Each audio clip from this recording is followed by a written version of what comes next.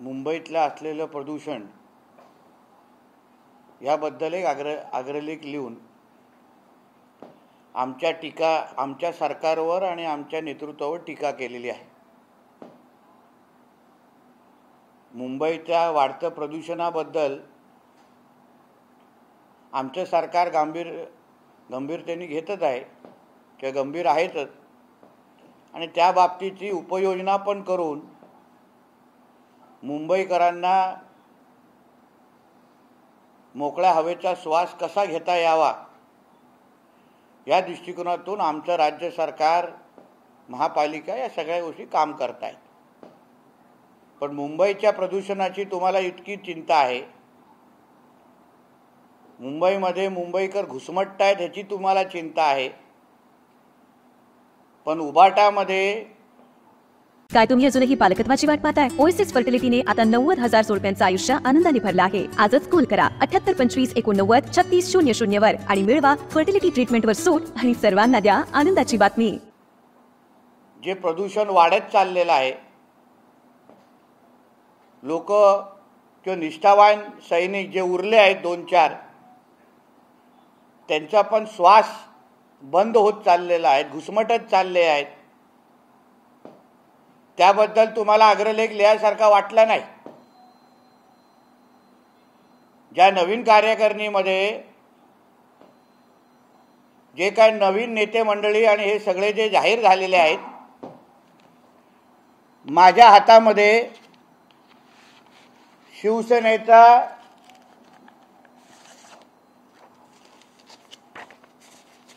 मूळ शिवसेनेचा कॉन्स्टिट्यूशन आहे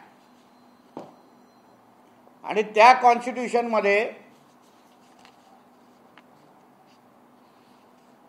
कार्यकारिणी कशी जाहीर करावी, कोणी जाहीर करावी याबद्दलचे काही नियम कायदे आहेत। आता नियमाच्या अनुसार अगर चालत असलो तर अशी घरात बसून मातोश्रीमध्ये बसून सामनामध्ये छापलेली कार्यकारिणी ही नियमबाह्य कार्यकारिणी आहे। अशा पद्धतीच्या कार्यकारिणीला शिवसेनेच्या मूळ या कॉन्स्टिट्यूशन मध्ये काही स्थान नाही। नियमबाह्य सरकार, घटनाबाह्य सरकार बोलणारे स्वतः नियमबाह्य संघटना चालवत आहेत, उरलेला पक्ष चालवत आहेत। कुत्र्याची शेपूट जसा कधीच सरळ होत नाही तसा उद्धव ठाकरेचा कारभार आहे। आता या मूळ कॉन्स्टिट्यूशन मध्ये सरळ काही गोष्टी स्पष्ट लिहिलेल्या आहेत। आता उदाहरण याच्यामध्ये लिहिले की प्रतिनिधी सभा घेतल्यानंतरच तुम्ही नेते, उपनेते, सचिव नेमू शकता। आता हल्ली झालेल्या कार्यकारिणीच्या पद जाहीर जी झाली त्याची प्रतिनिधी सभा कधी झाली, कुठे झाली, कोण उपस्थित होतं, कोणी कोणाला निवडलं, कोणी अनुमोदन दिलं, या काहीच थान पत्ता नाही। म्हणजे राज्य कार्यकारिणी आणि राष्ट्रीय कार्यकारिणी नेमण्याचे अधिकार हे प्रतिनिधी सभेला आहेत। अशी कुठलीही पद्धतीची सभा या लोकांनी घेतली नाही। फक्त काँग्रेस आणि शरद पवारजींचा गट ह्यांचे विचार चालवणारे काही कंत्राटी कामगार नेमलेले आहेत, काही लोकांना कंत्राट दिलेले आहेत। या संजय राजाराम राऊत सारखे ज्या लोकांच्या नावाने 5 कार्यकर्ते जमू शकत नाहीत अशा लोकांना सचिव बनवलेलं आहे, अशा लोकांना उपनेते केलेले आहेत। ज्या लोकांनी आज अक्षरशः शिवसेना संपवली या सरदेसाई सारखे त्या लोकांना सचिव देणार पद दिलंय। जे ह्या दसरा मेळाव्याला 5 कार्यकर्ते आणू शकत नाहीत त्या लोकांना मोठी मोठी पदं दिलेली आहेत। म्हणजे हे जे काही कंत्राट काँग्रेस आणि शरद पवार गटांनी दिलेलं आहे त्या कंत्राटाच्या अनुसार उद्धव ठाकरेजीने हे कंत्राटी कामगार नेमलेले आहेत. त्यांचा मूळ बाळासाहेबांच्या विचाराशी काही लेणं देणं नाही, त्यांचा शिवसेनेच्या विचाराशी लेणं देणं नाही, हिंदुत्वाशी तर काहीच नाही. फक्त एक प्रायव्हेट लिमिटेड कंपनी कशी असते, त्याचे शेअर होल्डर्स कसे असतात, नफा तोटा कसा जमा करतात, त्याप्रमाणे हा नेमलेला विषय आहे. काय आज सकाळी बोलत असताना संजय राजाराम राऊतने अचानक त्याला वाटलं की आम्हाला परत जेलमध्ये टाकणार आहेत का. मग त्या राखी सावंतांना स्पर्धा देणाऱ्या सुषमाताई, त्यांना तर लगेच अश्रू अनावर आल्या. भीती वाटायला लागली की ललित पाटील प्रकरणामुळे आम्हाला आतमध्ये टाकू शकतात. पण आमचा मुद्दा असा आहे की ललित पाटीलला अटक केल्यानंतरच संजय राजाराम राऊतला असं का वाटतंय की त्याला जेलमध्ये जायला लागेल, असं काय बाहेर येणार आहे, ज्याचा थोडासा ट्रेलर काल आमच्या गृहमंत्री उपमुख्यमंत्री देवेंद्र फडणवीसजींनी दाखवला. अजून मुख्य चित्रपट दाखवायचा आहे. पण असं काय केलं आहे हे लोकांनी ज्याच्यामुळे ह्यांना वाटतं की ह्यांना कधीही अटक होऊ शकते. ललित पाटील कोणाच्या गाडीतून भांडूप ते नाशिकपर्यंत त्यांनी प्रवास केलेला, कोण त्याला घेऊन फिरायचा, ही सगळी माहिती आता हळूहळू बाहेर येणार. आणि म्हणूनच आता अटकेची भीती वाटायला लागली आहे. कधीही परत आर्थर जेलमध्ये जाऊन सकाळी 4 वाजता संडासासाठी भांडायला लागेल अशी वेळ परत येणार आहे. आणि म्हणून हा थैथयाट सुरू आहे, म्हणून आमच्या गृहमंत्र्यांवर टीका सुरू आहे, म्हणून हे मोर्चे काढले जात आहेत. हे चोराच्या उलटा बोंबा ज्याला म्हणतात, ते म्हणजे कालचा निघालेला मोर्चा, ते म्हणजे ही अटकेची भीती. म्हणून तुम्ही किती आमच्या गृहमंत्री साहेबांवर, आमच्या देवेंद्रजींवर टीका करा, तुम्ही जे काय कारनामे केलेले आहेत, जो बेहिशोबी मालमत्ता जमवलेला आहे, ड्रग्सचा कारभार, भ्रष्टाचाराचा कारभार, खिचडी चोरी करून, त्यामुळे लवकरच कैदीचा कपडे घालून तुम्ही दिवाळीमध्ये आर्थरोड जेलमध्ये फिरणार, हे नक्की झालेलं आहे. धन्यवाद. निष्ठावंतांचा दसरा मेळावा म्हणून ठाकरे गटाने आज एक टीजर प्रदर्शित केला आहे दसरा मेळावा. त्या टीजरमध्ये बाळासाहेबांचा काय आवाज विवाद आहे का हो? म्हणजे ती बाळासाहेबांची सेना नाही. मी एकनाथ शिंदे साहेबांचं टीजर पाहिलं, त्याच्यामध्ये तर थेट बाळासाहेब दिसत आहेत. म्हणजे उभाटा ह्याच्याशी बाळासाहेबांशी काही लेणं देणं नाही, हे स्वतः उद्धव ठाकरे म्हणतायत. आणि मग निष्ठावंतांना कार्यकारिणीमध्ये जागा दिली का? की मातोश्रीच्याच निष्ठावंतांना तिथे जागा दिली? मग खरे निष्ठावंत आज कार्यकारिणीचे बाहेर, आणि ह्यांच्या चपला आणि भांडी धुणारे हे कार्यकारिणीच्या आत. हे यांच्या निष्ठावंतांचं विश्लेषण.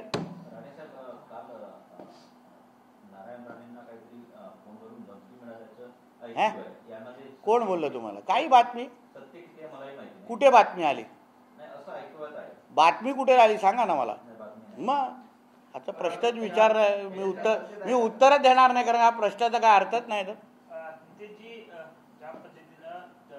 राणे साहेबांना धमकी देणं या उभ्या देशामध्ये कोणाची हिंमत नाही, म्हणून उगाच चुकीच्या बातम्या आणि प्रश्न नको. 2 दिवसापूर्वी पत्रकार परिषद झाली होती, तेव्हा नारायण राणे असे म्हटले होते की कुणबी प्रमाणपत्राबाबत त्यांनी वक्तव्य केलं होतं. त्यानंतर जरांगे पाटील सुद्धा म्हटले की आपल्यातले लोक आपल्याला विरोध करतात, असा एक मतप्रवाह गेला होता. काय नेमकं तुमचं उत्तर असेल? हे नेमकं समजून घ्या की राणे साहेबांनी जे मत व्यक्त केलं, कोणीही मराठा आरक्षणाला विरोध करत नाही. उलटं राणे समितीनेच मराठ्यांना आरक्षण दिलं. जे अगोदर कुठल्याच नेत्यांना, जे आज मराठ्याच्या आरक्षणाच्या बाजूने बोलत आहेत, त्या कुठल्याच नेत्याला मराठ्यांना आरक्षण देण्याचं जमलं नाही ते राणे साहेबांनी दिलं. राणे साहेबांनी एवढंच सांगितलं की ज्याला जसं जात प्रमाणपत्र घ्यायचं त्यांनी तसं घ्यावं. कुणबींनी कुणबीच्या पद्धतीने घ्यावं, मराठ्यांनी घ्यावं. 96 कोळींना मराठ्यांना अगर पाहिजे असेल ते घ्यावं, नाही पाहिजे असेल तर नका घेऊ. प्रत्येकाला आपल्या आपल्या पद्धतीचे जे काही तुम्हाला जात प्रमाणपत्र पाहिजे ते तुम्ही घ्या. कोण कोणाला थांबवतोय? आणि प्रत्येकाला इथं मराठा आरक्षण हवं आहे ना. जरांगे पाटलांना पण हवंय, राणे साहेबांना पण हवंय, एकनाथ शिंदे साहेबांना पण हवंय, देवेंद्रजींना पण द्यायचंय. प्रत्येकाला इथे मराठा आरक्षण द्यायचंय. फक्त राणे साहेबांच्या पत्रकार परिषदेनंतर आपापसात मराठे झुंजले कसे पाहिजेत, भांडणं कशी लागली पाहिजेत, यासाठी प्रयत्न होत आहेत. यासाठी हे अफवा पसरवले जात आहेत. म्हणून जरांगे पाटील असतील, राणे साहेब असतील, हे सगळे हे मराठा समाजाच्या हितासाठी बोलणारे आणि व्यक्त होणारे हे सगळे मराठा समाज बांधव आहेत. जे जरांगे पाटलाच्या जन्मपत्रिकेवर जे मराठा लिहिणार आहे ते माझ्याही जन्मपत्रिकेवर लिहिणार आहे. आम्ही सगळे समाज बांधव आहेत. म्हणून आम्हाला आपापसात झुंजवण्यापेक्षा, आम्हाला आपापसात भांडण लावण्यापेक्षा राणे साहेबांनी पण स्पष्ट केलं आहे की मराठा समाजाला आरक्षण मिळालंच पाहिजे. फक्त फरक काय आहे हे फक्त त्यांनी सांगितलंय. पण याचा अर्थ इथे कुठंच होत नाही की त्यांना आरक्षण नाही द्यायचं आहे. ज्याला ज्या पद्धतीने आरक्षण पाहिजे, ज्या पद्धतीची स्वतःची कास्ट सर्टिफिकेट त्यांनी तशी घ्यावी ना. कोणाला काय हरकत नाही. कोणाला कुणबी सर्टिफिकेट पाहिजे तर कुणबी घ्यावी. कोणाला 96 कोळी मराठा म्हणून पाहिजे तरी मराठा म्हणून घ्यावे. याच्यात काय चूक आहे, काय वेगळं आहे? तुम्ही एक मागणी केली होती ज्या पद्धतीनं नवरात्र उत्सवामध्ये गरब्यामध्ये हिंदूंना प्रवेश जो आहे तो असावा, इतरांना नसावा, त्याचं आधार कार्ड बघावं असं म्हटलं होतं. तर नवी मुंबईमध्ये एक पोस्टर लागले की पटेल समाजाच्याच लोकांना प्रवेश असंही वक्तव्य समोर आलं. त्यामुळे विरोधकांचं असं म्हणणं आहे की मराठी लोक हिंदू नाहीत का, असा एक मुद्दा जो आहे तो लावून धरला. आमचा आक्षेप ह्या अशा पद्धतीच्या पण फलकांवर आहे. हिंदू म्हणून आपण हिंदुस्थानमध्ये, भारतामध्ये आपण हिंदू म्हणूनच जगलं पाहिजे. मग पटेल, मराठी, सिंधी, गुजराती हे कुठला एक दुसऱ्याला फरक न करता एक हिंदू म्हणून, कारण का आपल्या विरुद्ध होणारं आक्रमण हे जिहादींचं आक्रमण हे हिंदू समाजावर आहे. हे फक्त मराठीवर लोकांवर, फक्त पटेल लोकांवर असं नाही, हिंदू समाजावर होणारे आक्रमण आहे. म्हणून ते आक्रमणाच्या विरुद्ध अगर उभं राहायचं असेल तर अशा पद्धतीचे फलक लावू नये असं आवाहन मी माझ्या हिंदू बांधवांना करीन. रक्षा खडसे यांनी अशी खतखत व्यक्त केली की माझं नाव खडसे असल्यामुळे मला कुठेतरी भाजपमध्ये डावललं जात आहे. अगदी लोकसभेला काही महिन्याचा कालावधी शिल्लक असताना या खासदाराचं असं वक्तव्य कसं पाहता? मी ते वक्तव्य ऐकलं नसल्यामुळे त्याच्याबद्दल मत व्यक्त करणं चुकीचं आहे. नाना पटोले असं म्हणतात की देवाच्या नावानं भाजपकडून पैशांची लूट सुरू आहे.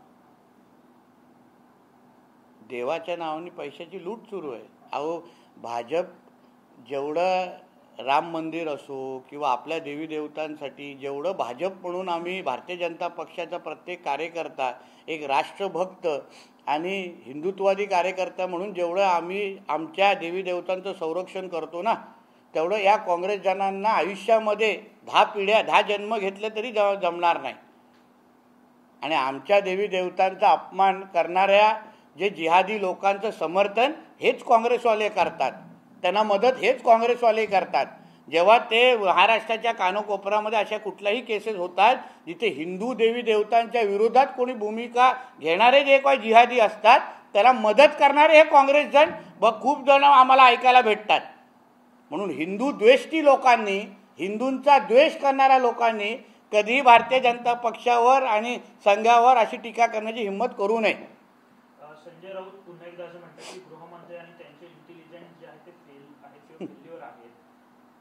गृहमंत्री साहेबांचं इंटेलिजन्स किती शार्प आहे, की किती टोकाचं आहे हे काल त्यांना त्यांच्या पत्रकार परिषदेमधून संजय राजाराम राऊत आणि त्याच्या मालकाला कळलंच असेल. म्हणूनच काल रात्री झोपायसाठी उद्धव ठाकरेंना गोळ्या घ्यायला लागल्या असे आम्ही ऐकतोय, किंवा वाईनचा एक एक्स्ट्रा ग्लास काल लागला.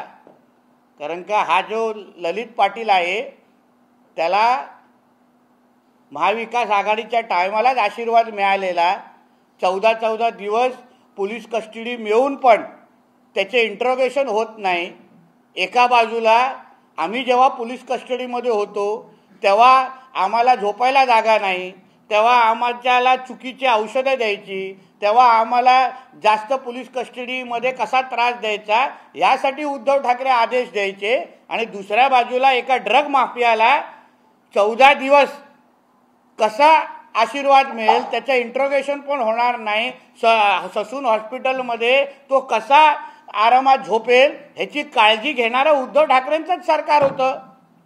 म्हणून लवकरच त्याबद्दल पर्दाफाश होईल आणि मग कळेल फडणवीस साहेबांचं इंटेलिजन्स किती चांगलं आहे. काल उपमुख्यमंत्री देवेंद्र फडणवीस यांनी नोकर भरतीतलं खासगीकरण कशा पद्धतीनं मागच्या सरकारच्या काळात झालं याचा खुलासा केला. खासदार अरविंद सावंत म्हणतात की लोकांमध्ये भ्रम करण्यात देवेंद्र फडणवीस पटायचा. सत्य सांगणं म्हणजे भ्रम निर्माण करणं हा विषय नाही. महाविकास आघाडीच्या काळात उद्धव ठाकरेच्या नाकारतेपणामुळेच कंत्राट भरती सुरू झाली. ह्याचा व्यवस्थित पुरावे सकट पर्दाफाश, GR सकट पर्दाफाश काल आमच्या देवेंद्र फडणवीस साहेबांनी केला. आणि म्हणून स्वतःच्या मालकाची इज्जत गेली, वस्त्रहरण झालं, तोंड दाखवायला जागा नाही. म्हणूनच हे अरविंद सावंत सारखे बॅग उचलणारे आणि टेबल साफ करणारे आमच्या देवेंद्रजींवर टीका करण्याची हिंमत करतायत. तुझ्या पहिल्या मालकाला विचार की त्याचं त्यांनी जे काही आमच्या तरुणांचं जे नुकसान केलं आहे हे कंत्राटी भरती सुरू करून त्याच्या सरकारच्या काळात, त्याबद्दल त्याला विचारलं पाहिजे. रोहित पवारांनी संघर्ष यात्रा ही महाराष्ट्रामध्ये न फिरवता मातोश्रीच्या अवतीभोवती फिरवली पाहिजे. कारण का सर्वात जास्त राज्यातल्या तरुणांचं नुकसान कोणी केलं असेल तर ते उद्धव ठाकरेच्या आणि महाविकास आघाडीच्याच सरकारने केलंय, जे काल स्पष्ट झालेलं आहे. मुंबईचे माजी पोलीस आयुक्त संजय पांडे यांनी उद्धव ठाकरेंची भेट घेतल्याची माहिती समोर येते. कसं बघता या भेटी? नाही, कारण का महाविकास आघाडीच्या काळात त्यांनी फक्त गळ्यामध्ये उद्धव ठाकरेचा अधिकृत पट्टा लावणंच बाकी होतं. मातोश्रीमध्ये बाहेर जाऊन त्यांचा गेट साफ करणंच बाकी होतं. बाकी सगळ्या गोष्टी ते उद्धव ठाकरेच्या सेवेसाठीच होते. कारण का पोलीस कमिशनर कमी, पण उद्धव ठाकरेच्या म्हणजे मिलिंद नार्वेकरपेक्षाही जास्त जवळचं काम तेव्हा संजय पांडे करायचे असं आम्ही ऐकायचो. फार सेवा तेव्हा त्यांनी महाराष्ट्राची आणि मुंबईची केली नाही, पण उद्धव ठाकरेची जास्त केली. आणि म्हणूनच कदाचित काल गुरुदक्षिणा देण्यासाठी तिथे गेले असतील. रामलीला मैदानावर आझाद मैदानावर दसऱ्या दिवशी रामदहन करण्याचं जो काही 48 वर्षापासून मागचा प्रोग्राम चालू आहे, यावर्षी शिंदेचा दसरा मेळावा होत असल्यामुळे कुठेतरी खंडित होते. वर्षा गायकवाड यांनी अशी मागणी केली आहे की हा जो काय दहन आहे ते दसऱ्याच्या दुसऱ्या दिवशी करण्याची मागणी केलेली आहे. मात्र सरकारच्या वतीने असा आदेश देण्यात आलेला आहे की 1 दिवस आधी हे दहन करण्यात यावं. वर्षाताई आणि काँग्रेस जणांना अचानक हिंदू देवी देवतां आणि सणांबद्दल फार प्रेम येत आहे. मग महाविकास आघाडीच्या काळात तुमच्या मुख्यमंत्र्यांनी, तुमच्या सरकारने कोविडच्या नावाखाली जे फक्त हिंदू सणांवरच ज्या बंदी घातलेली, जे निर्बंध आणलेले, तेव्हा वर्षा गायकवाड बोलत असताना आम्हाला दिसल्या नाही. तेव्हा अन्य लोकांच्या धर्माचे सगळे कार्यक्रम, सगळे सण फार जोरात निघायचे. मोहरमची मिरवणूक जोरात निघायची, बाकी सगळे बकरी ईद जोरात साजरी व्हायची.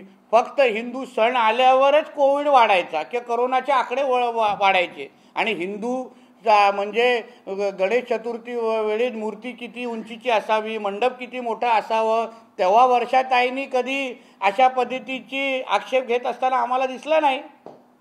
म्हणून अचानक आलेलं हे ते हिंदू प्रेम, ह्याच्यावर आम्हाला थोडा संशय येतोय.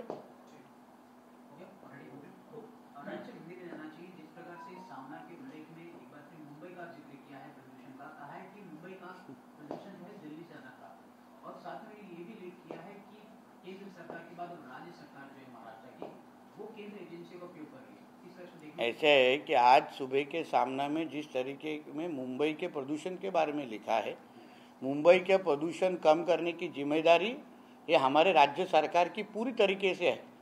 जितना काम आदित्य ठाकरे ने अपने नाइट लाइफ के प्रदूषण कम करने में जितना वक्त निकाला, उससे ज़्यादा काम हमारी सरकार मुंबई के प्रदूषण कम करने के लिए काम कर रही है।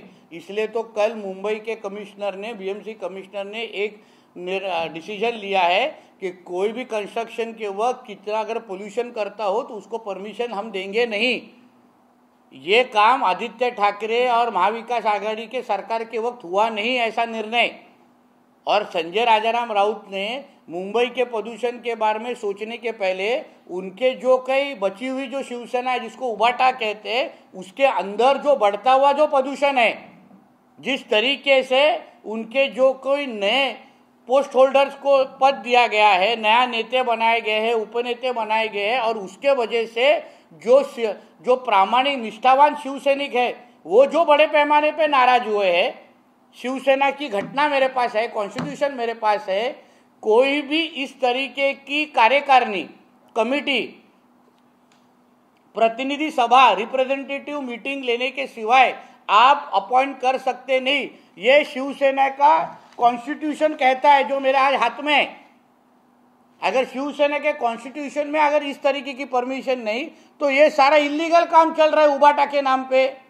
तो संजय राजाराम राउत ने पहले उसके उबाटा में जो चालू हुआ जो प्रदूषण है वो कम करना चाहिए। फिर मुंबई की जिम्मेदारी और महाराष्ट्र की जिम्मेदारी हम पे छोड़ दो, उसके लिए आपकी जरूरत नहीं है हमको। सर, परसों संजय राउत ने एक और आरोप लगाया कि दलित पार्टी जो ड्रग्स माफिया गिरफ्तार हुए हैं, उसको लेकर उन्होंने कहा कि महाराष्ट्र के कुछ मंत्री और कुछ विधायक, टोटल 6 लोगों ने नाम लिया, हर किसी के 6 विधायक जो है हफ्ता लेते हैं। संजय राउत इस बयान को आप किस तरह देख रहे हैं? देखिए, संजय राउत को आरोप करना है तो संजय राउत को उसको पुरावा प्रूफ भी देना चाहिए। आरोप करना है तो मैं ये भी कहूँगा ना कि दाऊद और उद्धव ठाकरे के बहुत अच्छे संबंध है। मुंबई का सारा ड्रग्स का पैसा हफ्ते के नाम पे मुंबई जब भी उद्धव ठाकरे सीएम तभी उनके पास भेजा जाता था, उसकी भी चौकसी होनी चाहिए। हमने भी आदित्य ठाकरे के सुशांत सिंह और दिशा सालियान के मामले में काफ़ी बार एलिगेशन किए हैं, प्रूफ के साथ एलिगेशन किए हैं। अब तो कोर्ट में वो मामला चालू हो गया है। आदित्य ठाकरे इतने डर गए हैं कि उन्होंने कैविएट दाखिल किया है।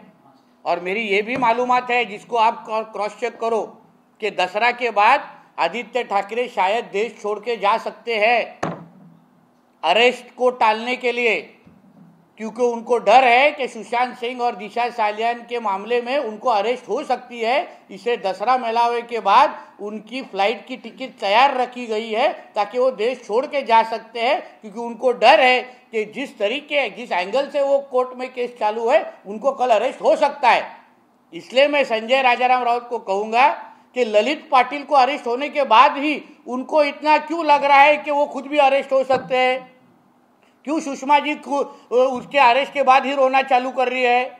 इसका मतलब यही है कि चोर के दाढ़ी में तिनका है। सर, उन्होंने एक और जिक्र किया है दलित पार्टी गिरफ्तारी के। उन्होंने जिक्र किया कि अगर देवेंद्र फडणवीस दावा कर रहे कि दलित पार्टी जो है नासिक के मासिक सूचना के चीफ थे, तो वो ये भी दावा करे जो 1992 में जो बम ब्लास्ट हुआ या ट्रेन ब्लास्ट हुआ, उसमें दाऊद और छोटा राजन बीजेपी के अध्यक्ष रहेंगे या सेक्रेटरी रहेंगे, ऐसा वो दावा कर रहे हैं। और ये भी कह रहे हैं कि कहीं ना कहीं बीजेपी होम मिनिस्टर की फेलियर भी इसमें। संजय राउत जी ने जो 93 बॉम्ब ब्लास्ट के बाद जो दाऊद और छोटा शकील और अबू सालेम का जो नाम लिया है, उसका सही उत्तर अगर उनको ढूंढना हो तो तभी सेंट्रल गवर्नमेंट ने एक वोरा कमेटी रिपोर्ट निकाली थी। उस वोरा कमेटी रिपोर्ट में सब कुछ सच्चाई लिखी है जो संजय राउत ने पढ़नी चाहिए कि बॉम्ब ब्लास्ट में दाऊद के साथ किसके संबंध थे, कौन से कांग्रेस के लीडर दाऊद के टच में थे, किसको फोन कॉल आते थे। ये सारी की सारी मालूमात वोरा कमेटी के रिपोर्ट में है, जिसको संजय राउत ने पढ़ना चाहिए और फिर हमारे बीजेपी के लीडर्स के ऊपर आरोप करना चाहिए। क्योंकि जिस वोरा कमेटी के रिपोर्ट ने स्पष्ट लिखा है कि कौन से कांग्रेस के पॉलिटिशियंस के संबंध दाऊद के साथ थे, वो पढ़ने के बाद मुझे विश्वास है संजय राउत कभी भी बीजेपी और दाऊद का संबंध दिखाएंगे नहीं। इसलिए तो ललित पाटिल जब भी महाविकास आघाड़ी के टाइम पे अरेस्ट होता है तभी 14 दिन उसको पीसीआर दिया जाता है और पीसीआर में उसका एक दिन भी इंट्रोगेशन होता नहीं है। और फिर उसको MCR दिया जाता है। इसको बोलते हैं उद्धव ठाकरे की गवर्नमेंट और अनिल देशमुख होम मिनिस्टर। और जब भी हमारी महायुति की सरकार आई तो सिर्फ ललित पाटिल को अरेस्ट किया नहीं, उसके बाद उसका सही तरीके से इंट्रोगेशन चल रहा है, उसके साथ किसके किसके संबंध है, वो किसके किसके साथ भांडुप से लेके नासिक तक गाड़ी में गया है, ये सारे के सारे प्रूफ हमारे होम मिनिस्ट्री के पास है। कल तो हमारे देवेंद्र जी ने सिर्फ ट्रेलर दिखाया कि 14 दिन तुम इंट्रोगेशन भी कर नहीं सकते। जब भी असली पिक्चर रिलीज होगी तभी ये सारे के सारे जो आरोप करने वाले जो लोग हैं ना, वो सारे के सारे लोग आपको आर्थर रोड जेल में डांडिया खेलते हुए दिखेंगे। सर, हमने देखा कल पंडित जी ने कल एक प्रेस कॉन्फ्रेंस में उन्होंने कहा कॉन्ट्रैक्ट भर्ती सिस्टम जो महाविकास आघाड़ी ने लागू किया उसको हम रद्द करते हैं। इस फैसले के बाद महाविकास आघाड़ी कई नेता जो है पकड़ आरोप लगा रहे, उनके इस आरोप को, हालांकि अरविंद सावंत ने भी कई आरोप लगाए कि ये सरकार कहीं ना कहीं लोगों में भ्रम पैदा करने की कोशिश कर रही है। और कल जो हमारे देवेंद्र फडणवीस जी ने जो पत्रकार परिषद ली उसमें जो डॉक्यूमेंट बताए वो तो गवर्नमेंट GR थे। वो तो उद्धव ठाकरे जब भी मुख्यमंत्री थे महाविकास आघाड़ी के वक्त के गवर्नमेंट GR थे वो। अभी वो गवर्नमेंट GR तो हम लोग झूठे नहीं दिखा सकते, सच्चाई का आधार लेके हमारे देवेंद्र जी ने कल जो सच्चाई बताई है, इसके वजह से इनका असली चेहरा कांग्रेस और ये जो कोई लोग हैं शरद पवार गुट के और ये जो उबाटा वाले, इनके सब लोग का वस्त्रारण हो चुका है। ये सारे देश के सामने, महाराष्ट्र के सामने नंगे हो गए और इसलिए इनको हमको ऊपर बेछूट आरोप करना है। इनको अगर हिम्मत होगी तो उनको बोलना चाहिए कि GR फिर महाविकास आघाड़ी के वक्त क्यों निकाला, क्यों तभी कॉन्ट्रैक्ट पे आप लोग ने भर्ती शुरू की, उसका GR क्यों आज जैसे हम लोग ने हिम्मत दिखाई वो GR रद्द करने की, वो उद्धव ठाकरे के गवर्नमेंट ने क्यों नहीं दिखाई वैसी हिम्मत। यही फर्क है। सर, महाराष्ट्र के अध्यक्ष कांग्रेस के अध्यक्ष नाना पटेल ने जिस आज सुबह प्रेस कॉन्फ्रेंस किया, ललित पाटिल पर उन्होंने मुद्दा उठाया कि बीजेपी कई सारी चीजों को छुपाना चाहती है, इसलिए इनको गिरफ्तार करके साथ साथ उन्होंने ये भी कहा है कि बीजेपी जो है हिंदू देवता के या मंदिर को आड़ में पैसे कमाना चाहिए, मतलब लोगों से पैसे ऐड। पहला प्रश्न जो है कि अगर ललित पाटिल को हमको छुपाना होता, भगाना होता, तो हम उद्धव ठाकरे के सरकार जैसे उसको 14 दिन उसको PCR में रखते और उसका इंट्रोगेशन भी नहीं करते। हम जैसे लोगों को तभी अरेस्ट उद्धव ठाकरे गवर्नमेंट ने किया था, तभी हम जब भी PCR में थे तभी हमको खाना वक्त में दिया नहीं जाता था, सोने नहीं दिए जाते थे, तभी हमको गलत तरीके से इंजेक्शन देके मार डालने की भी कोशिश हुई है। मगर VIP ट्रीटमेंट किसको मिल रहा था तभी? ललित पाटिल को। मगर हमारी सरकार आने के बाद जो ये कांग्रेस और शरद पवार गुट और ये जो उबाटा के नेताओं की जो सच्चाई बाहर आ रही है ना, इसलिए तो संजय राउत को डर लग रहा है कि वो जेल वापस जा सकता है। इसलिए तो सुषमा अंधारी जी को बिना ग्लिसरीन के आंसू बाहर आ रहे। इसलिए तो ये सब डर का माहौल क्यों तैयार हुआ है, क्योंकि उनको मालूम है आज नहीं तो कल जब भी ललित पाटिल जब मुंह खोलेगा तो ये सारे के सारे आर्थर जेल में डांडिया खेलते आपको दिखेंगे। और हिंदू देवी देवताओं के बारे में तो कांग्रेस जनों ने तो बात भी नहीं करना चाहिए, क्योंकि जब भी हिंदू देवी देवता का अपमान हुआ है और जो जिहादियों ने हिंदू देवी देवता का अपमान किया है उनको समर्थन करने का काम ये कांग्रेस के नेताओं ने किया है। आप कर्नाटक में हालत देखो, कर्नाटक में जो हिंदू मंदिरें हैं उसके बाहर जब भी पाकिस्तान जिंदाबाद के नारे दिए जाते हैं तभी उनको अरेस्ट करते नहीं है। जब भी महाराष्ट्र में इनकी जब सरकार थी तभी हमारे कोई भी हिंदू फेस्टिवल मनाने की इनको ये लोग परमिशन देते नहीं थे कोरोना के नाम पे। मगर दूसरी तरह इनके मुहर्रम, ईद ये बहुत बड़े पैमाने पे सेलिब्रेट करते थे। इसका अर्थ ही है कांग्रेस ये हिंदू द्वेषी पार्टी है, इनको हिंदुओं के खिलाफ इनकी पार्टी है। इनको सिर्फ जिहादियों के हिसाब से इनको हमास का समर्थन करने वाली ये काँग्रेस पार्टी आहे। आदित्य ठाकरे जे आहे ते दसरा मेळाव्यानंतर परदेशात जातील असं म्हटले, का नेमकं कारण काय? जी केस जी आज दिशा साल्यान आणि सुशांत सिंग राजपूतची जी केस जी आज कोर्टामध्ये सुरू आहे त्याच्यामध्ये नाईलाजानी ज्यांना कॅव्हिट दाखल करायला लागलं। म्हणजे एवढ्या वर्षापासून आम्ही बोलतोय की आदित्य ठाकरेचं नाव आहे आणि हे बोलतायत की त्याच्यात काहीच नाहीये। मग आदित्य ठाकरेला कॅव्हिट का दाखल करायला लागलं? अगर ती आत्महत्या होती, अगर ती हत्या नव्हती, मग कॅव्हिट का दाखल केली? आणि माझ्या माहिती अनुसार ज्या दिशेने ती केस चालली आहे आणि ज्या पद्धतीचे पुरावे संबंधित लोकांनी कोर्टामध्ये दाखवण्याची तयारी दाखवली आहे, ह्यांना अटकेची भीती निर्माण झालेली आहे. दसरा मेळाव्यानंतर ह्यांची बाहेरगाव किंवा लंडन असो, साऊथ आफ्रिकेची तिकीट तयार आहे. हे कधीही देश सोडून जाऊ शकतो आदित्य ठाकरे, अशी माहिती माझ्याकडे आहे. सर एक और सवाल आना चाहिए. मुंबई में कल देखा हमने फिलिस्तीन के सपोर्ट में फिलिस्तीन फ्री हो इस तरह का नारा मुंबई में दिया गया. हालांकि हम देख रहे सरकार ने प्रधानमंत्री की तरफ से इजराइल को समर्थन की बात की. शरद पवार ने इसको लेकर विरोध किया था. कल के प्रदर्शन को लेकर आप किस तरह से देख रहे हैं? हालांकि कई हजारों की संख्या में लोग इकट्ठा होते हैं. पैलेस्टाइन और हमास के जो समर्थन करेंगे हमारे देश में, भारत देश में, उनको हमास के पास ही भेजना चाहिए. उनको यहाँ रहने का अधिकार नहीं है. अगर इस तरीके के विरोध के प्रदर्शन कहीं भी होते रहेंगे तो उनको वापस अपने घर पे दो पैरों पे जाने नहीं देना चाहिए. क्योंकि जो हमारे देश विरोधी ताकतें हैं, अगर हमारे देश के पंतप्रधान ने अगर इजराइल के समर्थन किया है और आतंकवादियों के खिलाफ भूमिका ली है, और कोई भी हमारे मुंबई और महाराष्ट्र और देश में खड़े रह के अगर इस तरीके के ताकतों को अगर मदद कर समर्थन करने के लिए अगर जो एकजुट होते रहेंगे तो उनको हमारे देश में रहने का अधिकार नहीं है. उनको वापस दो पैरों पे उनको घर पे जाने नहीं देना चाहिए.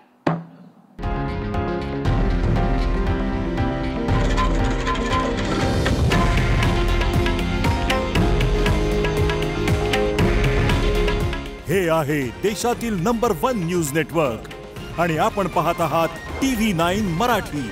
काळजी तुमची, हित महाराष्ट्राचं.